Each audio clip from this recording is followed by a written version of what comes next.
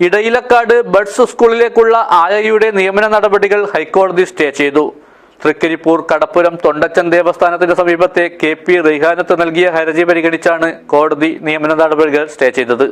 This news sponsored by ഉയർന്ന ഗുണനിലവാരം, തികഞ്ഞ വിശ്വസ്തത, ജനതാ പാൽ.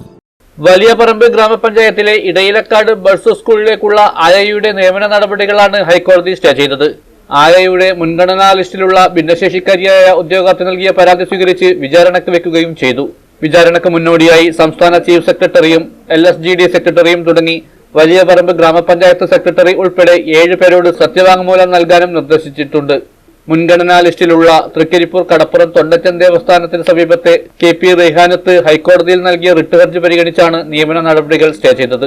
മുൻഗണനാ ലിസ്റ്റിലുള്ള തന്നെ പരിഗണിക്കാതെ മറികടന്ന് മറ്റൊരാളെ നിയമിക്കാൻ ഭരണസമിതി നീക്കം നടത്തിയതായ ആക്ഷേപവുമായി ഭിന്നശേഷിക്കാരി 2 ആഴ്ച മുമ്പ് പഞ്ചായത്തിലെ ജനപ്രതിനിധികൾക്കൊപ്പം പത്രസമ്മേളനം നടത്തുകയും അധികൃതർക്ക് പരാതി നൽകുകയും ചെയ്തിരുന്നു.